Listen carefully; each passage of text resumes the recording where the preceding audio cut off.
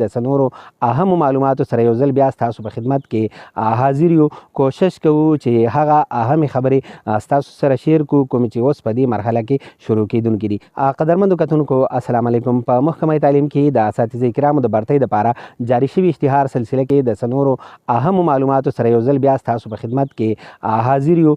کوشش کوو چې هغه اهمې خبرې ستاسو سره شیر کړو کومې چې اوس په دې مرحله کې شروع کیدونکي دي. قدرمنو کتونکو محکمه تعلیم خیبر پښتونخوا د اساتذه کرامو د 14,000 نه بره پوسټونو دپاره د مختلفو ضلعو نه اشتهارونه جاري کړي دي او اطلاعات داسې دي چې د ایټا په ویب سایټ به د شلم فروری نه باقاعده طور درخواستونه جمع کیږي. اوس دغه پورټل عرضي طور بند دی.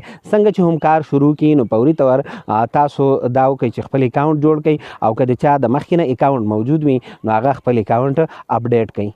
قدرمندو کتونکو چې د چا هم په ایټا ویب سایټ باندې د مخکې نه اکاونټ موجود نه وي نو د نوي امیدوارانو دپاره باید طریقې کار دا وي چې په ساین اپ باندې به کلیک وکړئ. خپل نوم، شناختي کارت نمبر، موبایل نمبر، تاریخ پیدایش او پاسورډ به درج کړئ.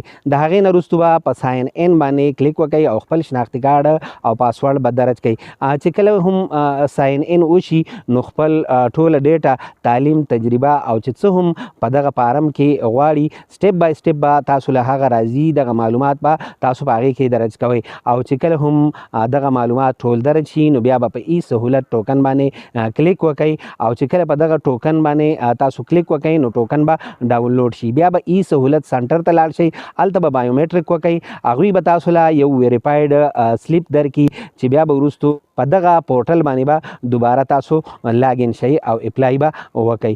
چالان فارم به ډاونلوډ کړئ او پیسې به جمع کړئ. قدرمندو کتونکو د اکاونټ جوړولو دپاره تاسو ته ستاسو نوم، تاریخ پیدایش، شناختي کارت نمبر، زون، ضلع، مذهب، ټیسټ سنټر یاد ساتل پکار دي. ملګرو چې څنګه هم د ایټا ویب سایټ کار شروع کی نو په اولنی فرصت کې اپلای وکئ. د اخرنی تاریخ انتظار هیڅ کله مه کوئ چې دا شان تاسو د څه قسم پریشانۍ نه بچ پاتې شئ.